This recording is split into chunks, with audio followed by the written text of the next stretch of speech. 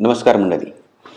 लग्न हे पवित्र नातं आहे. विश्वासाच्या पायावर हे नातं टिकून राहतं. पण सध्याच्या सहजतेने उपलब्ध होणाऱ्या भौतिक सुखाच्या विश्वासात माणूस स्वार्थी बनत चाललेला आहे. आपल्यालाच जोडीदाराला दगा देताना आपण काय करतोय याचा साधा विचारही करत नाही. असंच एक एक धक्कादायक प्रकरण समोर आलंय. नमस्कार, मी गंगाधर तित्रीमारे. सध्या विवाहबाह्य संबंध आणि त्यातून घडणाऱ्या गुन्ह्यांची संख्या वाढू लागलेली आहे. असंच एक धक्कादायक प्रकरण समोर आलं आहे. पत्नीने विवाहबाह्य संबंधात अडथळा ठरणाऱ्या पतीची अत्यंत क्रूर पद्धतीने हत्या केलेली आहे. तिने नवऱ्यासाठी खास बिर्याणी बनवली. त्यात तिने झोपेच्या गोळ्यांची पावडर मिसळली. नवऱ्याला बिर्याणी खाऊ घातली. बिर्याणीत झोपेच्या गोळ्यांची पावडर मिसळलेली असल्यामुळे नवऱ्याला गाढ झोप येऊ लागली. त्यावेळी तिने तिच्या प्रियकराला घरी बोलवलं. नंतर दोघांनी मिळून त्याची हत्या केली. आंध्र प्रदेशच्या गुंटूर जिल्ह्यात चिल्लूर गावात ही घटना घडलेली आहे. सुरुवातीला तिने नवऱ्याचा मृत्यू नैसर्गिक असल्याचा भावण्याचा प्रयत्न केलेला आहे.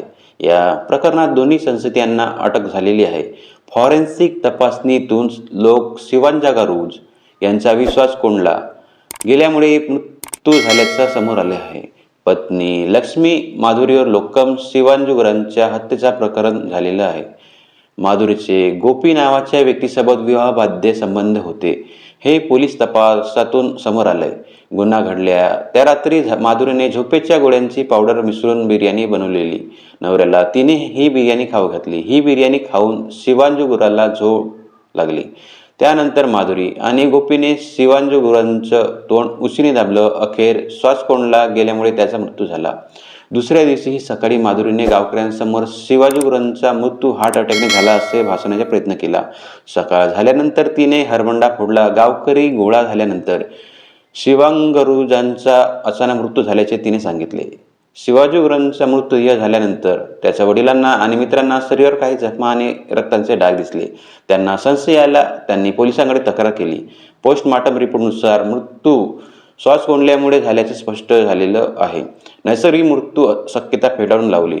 मोबाईल फोनमधून धक्कादायक बाब समोर आलेली आहे. माधुरी आणि गोपीला पोलिसांनी ताब्यात घेतलं. माधुरीच्या मोबाईल फोनची फॉरेन्सिक तपासणी झाल्यानंतर धक्कादायक बाब समोर आले आहे. रात्रभर नवऱ्याला प्रेताशेजारी बसून पॉर्न व्हिडिओ पाहायची होती. व्हिडिओ आवडला असेल तर लाईक, शेअर आणि चॅनलला सबस्क्राईब करायला विसरू नका. धन्यवाद. जय हिंद, जय महाराष्ट्र.